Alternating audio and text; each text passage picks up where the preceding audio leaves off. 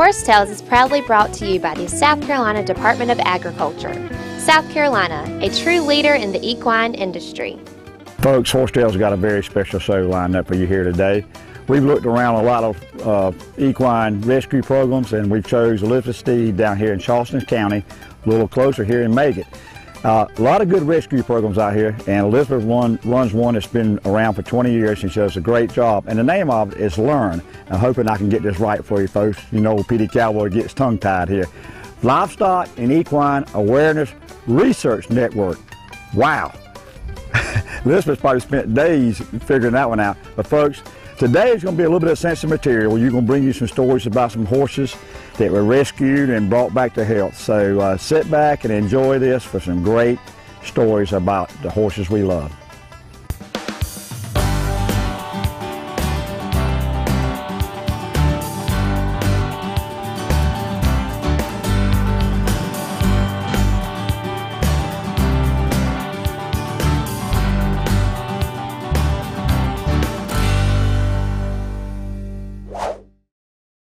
Horsetales is being brought to you by Nationwide Insurance. When the PD Cowboy rides, he rides with Nationwide on his side.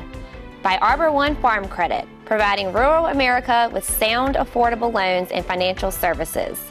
By Locals Restaurant, serving Florence with old-time goodness, from burgers and hot dogs to specialty sandwiches. By Best Way Grocery, located in Hemingway, South Carolina. See Jimmy Baxley for the best meat products in the PD. By Joey Lewis Performance Horses, teaching proper horse riding techniques from trail riding to rodeos. Did you know that the equine industry in South Carolina has an economic impact of nearly $3 billion annually? Hello, I'm Marcia Hewitt with the South Carolina Department of Agriculture. The economic impact of the horse industry is one of our state's best kept secrets. Thousands of people are employed in different areas, from hands-on care to the production of horse supplies. Horses and the opportunity to ride various parts of our beautiful state, from the coast to the mountains, from trail riding to world-class horse racing. South Carolina is a leader in the equine industry. There's nothing fresher, nothing finer than locally grown fruits and vegetables. They're tastier, sweeter, healthier, and most of us would agree they're better. That's why your South Carolina Department of Agriculture is working to make certified South Carolina grown produce and products available in stores in your neighborhood. Ask for South Carolina. Nothing's fresher, nothing's finer. When you hear the name Earnhardt, you might not immediately think of farming. But my family's been at it for years, just like Nationwide Agribusiness. In fact, they're the #1 farm insurer in the nation. And with their On Your Side Farm Review, you get a personalized policy for your farm with the coverage you need at the right price for you. My family's trusted Nationwide for more than 30 years. To find out why, call your Nationwide Agribusiness agent today.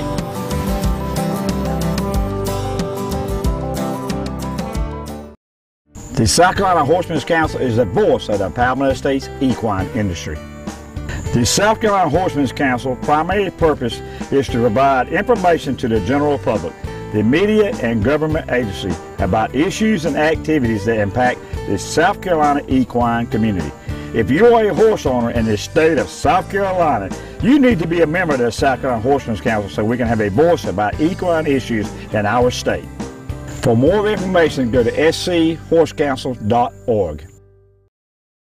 Folks, join me now is Elizabeth Steed, fellow Horse Council member and horse rescuer extraordinaire. Elizabeth, we do a good job if we can. Right. It's my honor to come down here and talk to you and let the public be aware of the great things you're doing down here. Elizabeth, tell the folks a little bit about yourself, but you've got a long history. I do. I'll abbreviate. I grew up on Johns Island on a working farm, and my grandfather, let's just say animals were commodities, and so we didn't have good animal husbandry practices. So I've seen both sides of the spectrum, and I knew there had to be a better way. Every time I saw an animal that wasn't cared for, or once it wasn't useful, it was discarded, I thought there just has to be a better way. So over the years, horses have come to me and animals, and I have started rehabbing and rescuing. I went to work as a paralegal, which was a huge help later on for what we're doing. But then I went to work for Edisto Equine Clinic, and I learned how to do anesthesia, and I also learned how to do vet tech work on horses. So I got to know the inside of the horses after I'd already known for years how to train and how to take care of the outside. And so I realized that diet, big part of this, and most people just don't have the information. They have, I call it generational ignorance. The grandfather didn't have the information to pass on to the father, to pass on to the child. So horses weren't cared for. They didn't have dental work done. They weren't dewormed properly, that kind of thing. So. Well, you got a great website, and I was reading a little bit on that. So you started, and this is a 401c3 business? 501c3. 501c3 now, and quite a large operation. But tell the folks how you went from just all yourself, basically, right, and just with donations to where you are now. Yeah, it was out of pocket until 2009. And Charleston County called and said, we have 47 horses that we need you to take in. At one time? At one time. I remember I was on the Horsemen's Council with you at that time, I think. Yes, you were. Okay. Wow. They had 22 stallions. Most of the horses had been untrained, unhandled, and they had 33 that were the worst cases. So my specialty is starvation rehabilitation. So I said, I'll take the 33. So I realized then we can no longer do this out of pocket. It had gotten too big for us to do just out of our bank account. So a couple of good friends and I got together and we said we're going to do a nonprofit and we're going to make a difference and we're going to educate people. Because it's just an education issue for the most part. Well, we were talking a few minutes ago, and how many total animals do you have your hands on? 32 horses, and then we have 2 pigs and 2 goats and 1 Jersey cow. And we'll see all that in a little bit, right? Yeah, we'll take you on a tour. Well, let's ease on into the barn there and show the folks what we got going on. I'll show you what we got going on. We're like Dale and Roy, okay? That's right. Elizabeth? Yes, sir. I think this is one of your favorite stories here with Whisper. You want to tell the folks? He's got a quite amazing story, and folks, I'm going to tell you, if you don't have your Kleenexes handy, you might want to get them, because this is an amazing story. And in the beginning of the show, I said there's going to be some sensitive material, and this is going to be just quite an amazing story, so I'm going to turn it over to the expert. Well, on March the 2nd, we got a call from Berkeley County Animal Control, and this horse had been burned with kerosene and motor oil, burnt motor oil, and he was starved almost to death. On the Henneke scale, which some people don't understand, it's the body scoring scale for horses, 0 being dead, he was a 0.5. So. As in not even 1? Not even a 1. Wow. To me, he's a 10, but at the time, he was burned over 60% of his back. He had 3rd-degree burns over here on his hip, his left hip. And from here back, there were nothing but maggots. You could hear the maggots before you got to him, and he stunk. So I told the veterinarian with Shamble Equine Clinic, I said, I think maybe you should just put him to sleep, because he was so painful. So he got stronger, but every time I would go out of the barn and come back in, he would try to whinny to me. And just the first day? Within 2 or 3 days, he was trying to whinny to me. And we didn't have a name for him at the time, but that's why I named him Whisper, because the burns had diminished his lung capacity. And so he could only get a whisper out. Now his lungs are much better today. As we can see. Yes, and he certainly talks to the ladies on the farm. But that's how he got his name. Right. So he has gained over 500 pounds. The veterinarians thought that he would have to have skin grafts and that kind of thing. But the hair's grown back over 90% of the burns. Now, how long ago has this been? It was a year on March the 2nd. Okay. I'm not going to delve in it too deep, but I think this case was prosecuted. Is that correct? Berkeley County did prosecute the owner, but they did not seize this horse. They convinced him to turn him over to us. Okay. They prosecuted him, and he paid a $5,000 fine to the county, but he never had to pay a dime of restitution for this horse or the other one that we got from that farm. And what we wanted was for him to actually do community service at an animal rescue group. Right. But they just charged him the $5,000 and let him go. Well, tell me about this special necklace you have around your neck. I do. At Christmas, my volunteers got together because they know how special Whisper is to me. And they got a piece of his tail, sent it off to a company. They had it braided into a necklace. Another friend of mine that I've known forever actually took the medallion to a jewelry shop and he personally engraved Whisper on it for me. So when your husband comes up, gets ready to hug you, he blows you a whisper. He does. My husband knows that this is my boyfriend. He said, if you ever leave me for something, it'll be for that horse, because I adore him. Well, share with the folks some of the dreams you have concerning Whisper. We were sharing a while ago. Originally, Willie Nelson's group had offered to adopt him.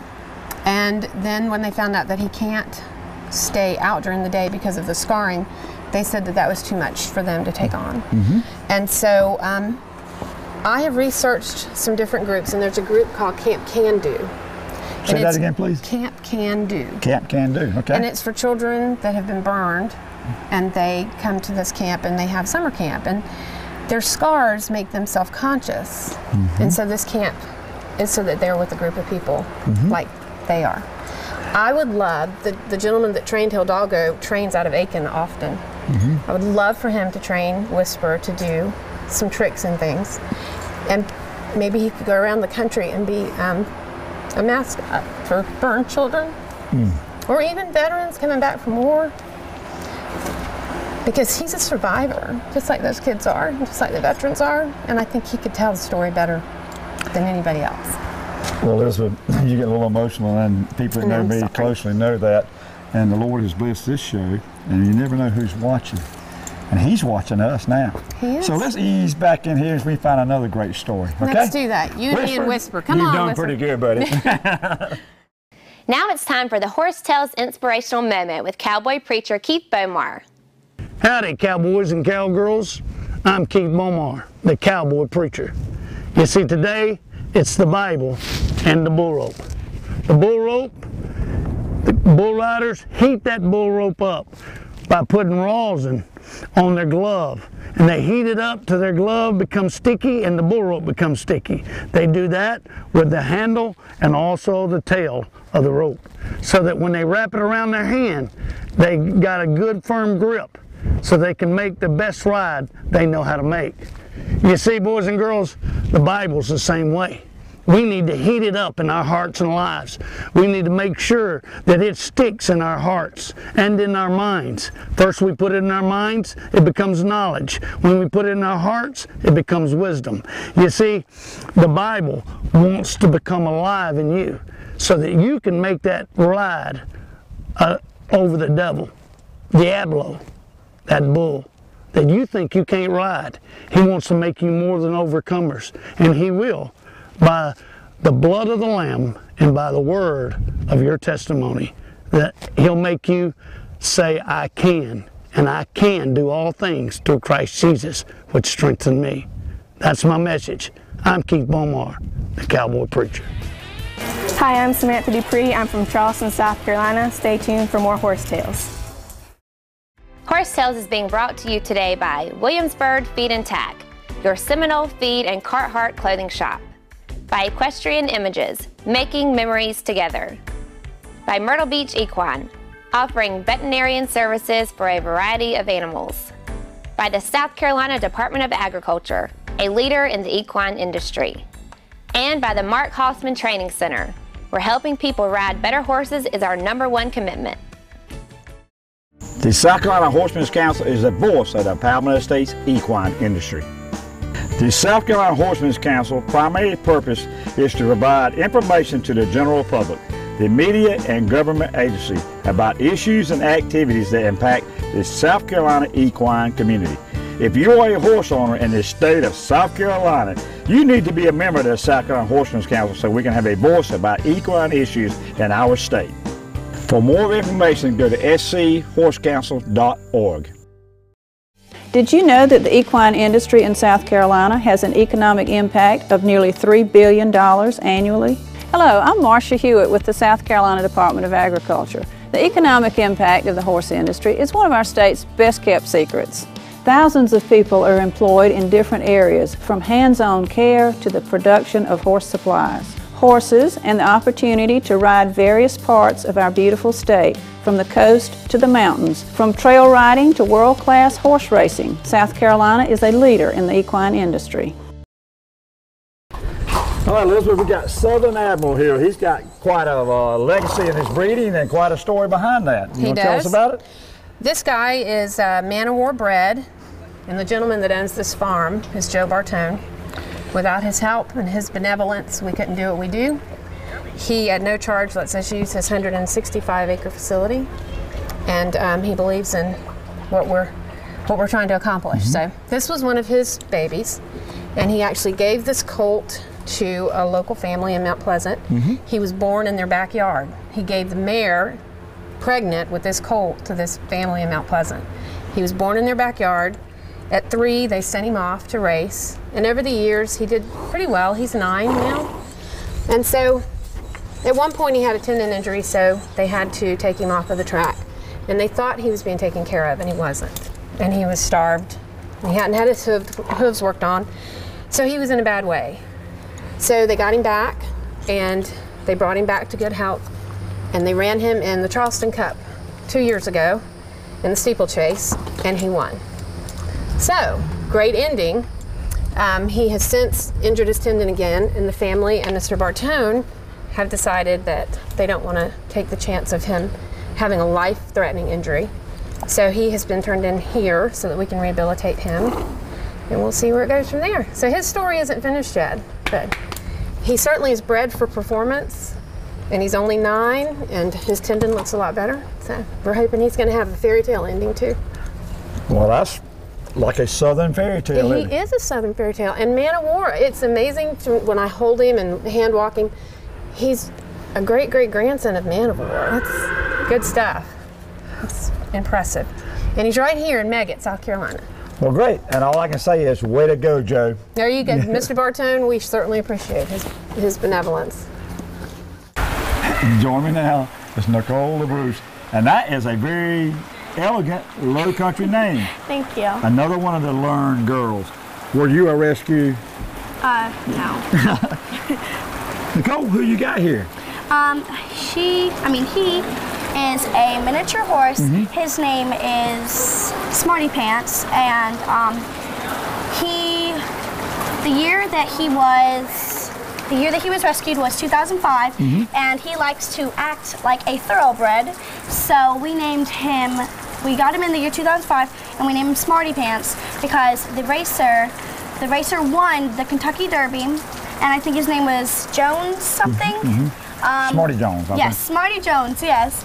So we named him Smarty Pants. Well, he's a good-looking little fellow. Do y'all use him, or y'all just got him here? We do pony parties with him, and we let little kids ride him sometimes. Well, I seen he had a big old girlfriend out there in the pasture, didn't he? Yes, they are like Romeo and Juliet. Yeah. Well, you live here on the farm, don't you? Yes, I do. Yeah, because we asked you, said, where are you from? You said, over there. And we said, over where? You said, over there. Well, some of your daily responsibilities, Nicole? Whenever I come here, sometimes, like this morning, I did all the stalls. I put the water, the food, and whenever Miss Elizabeth got here, I had to take in all of the horses and do the normal routines. And sometimes we have to put the cedar in the stalls, and we have to muck it out and make sure it's all clear.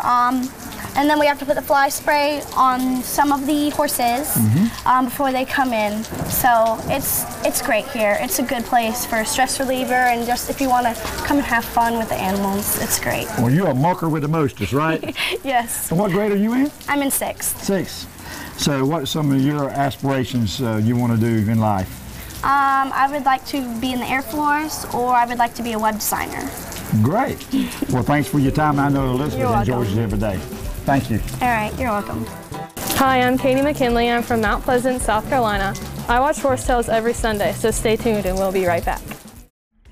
Horsetales is being brought to you by Perfect Partners Equine, a unique and effective team approach to horse training. By Soul Shine Horseware. Visit them online for handmade saddles, saddle pads, blankets, and purses. By Pine View Enterprises for your horse trailers, cargo, and utility needs. Also check out their full line of golf carts and utility buildings. See Randall Jones for the best deals in the Southeast. by King Street Auction Company, buying and selling new and used equipment, tractors, and real estate. Call Alton Brown Jr. at 843-382-2121. By Paradise Farms in Aiken, South Carolina. Ride better through knowledge, not luck. Elizabeth, we got rain alert here. Yep. And a real rain alert out here. How about that? When Horsetales comes to town, something's going to happen on the weather. I'm sure, yes. Well, rain alert's got quite a history also, doesn't it? He does. He was raised by the Belmont family of the Belmont racetrack, and an Irish billionaires owned him, and he raced, had a great career. Then he went to Camden and became a steeplechase horse, and won. He very well thought of on the steeplechase circuit, and then he went to Florida to Wellington and was a hunter, and he carried a bunch of kids to a lot of trophies and championships. He ended up at a local riding facility, and because the trainer couldn't use him, she just turned him loose, wasn't feeding him. He was in his 20s, and so he was a severe starvation case. So he came into us, and he had a huge thyroid tumor, and I had to kind of argue with my board because of his age. They wanted to put him down because of monetary reasons. But you can look in his eyes. There's something really special about this guy. They're all special, but he is so royally bred, and he just really captured my heart. So we made it happen. We got one of the vets at Edisto Equine to do the surgery at a reduced price. And then a little girl that I have known for 15 years, I was at the hospital when she was born. She was volunteering 3 years ago. She told her mom, she said, I'm going to ride Rain Alert this weekend. He hadn't been ridden since he had been rehabbed. We didn't, his hocks are bad, and we have him on joint medication. And sure enough, she came to me that day and she said, I'd really like to ride him. So I put a saddle on, I rode him for about 10 minutes. He was absolutely wonderful. She has been riding him ever since. And he has given her so much confidence and turned her into one of the most incredible young ladies ever. And she absolutely adores him. She does grass cutting and pet sitting to send money to help pay for his medications and things. So he's touched a lot of lives here, and especially that young little girl. Well, not necessarily with Rain Alert. So a lot of your horses end up here through the local SPCA or Animal control. Animal control, right? We have some owner turn-ins. We had one come in, the woman had breast cancer. Couldn't care for her, so we took her horse in. We don't do a lot of animal or owner turn-in. Okay. We have a lot of people that once the horse isn't a commodity to them, they just want to get rid of it, and they don't want to help financially. And we're not a sanctuary. I would like to be. Right, okay. But financially, we just can't afford to be. So the goal is to get them in, get them rehabilitated, trained, and then get them into forever homes. Unfortunately, with the economy, we now have 32 horses here, and 20 of those could certainly go to new homes and have a new vocation. It's just a matter of people being able to afford to feed them and do the farrier work and stuff like that. So I heard you mention, so you have a working board that helps you make a lot of the decisions? So. We do, yeah. You have to, we're a nonprofit, and so we have to make decisions, and we have to make them based on what's best for the horse, and certainly, you know, for the rescue, because unfortunately funds are always an issue. Now, the one thing about us is we are not, we don't have any paid positions. No one here gets paid. We're all volunteers. Paid no attention. We know attention, but we don't get paid any financial compensation. Right. So no one here makes any money. All of the monies that come in goes directly to these animals. And I think you mentioned it, I was reading on the website, say some of the girls actually adopt some of their horses and stuff. Right. And we have, and they can be sponsored so that they can stay here as long as we can cover their feed and their hay, farrier work, vet bills, and things like that. So, but some of the girls that volunteer, they actually sponsor the horses and they come out here to help with them. Folks, as you can see, Elizabeth Steed and Learn will rescue anything.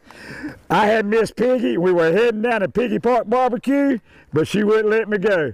Folks, we had a great time here today. Love you, Elizabeth. You do a great job. There's a lot of animals that love you out there. Yeah. Folks, without our sponsors, we wouldn't be around. And so if you're interested in sponsoring Horsetales, please give us a shout. Special thanks to South Carolina Department of Agriculture. And until next week, keep your reins low and your hands quiet, and keep your piggy right next to you.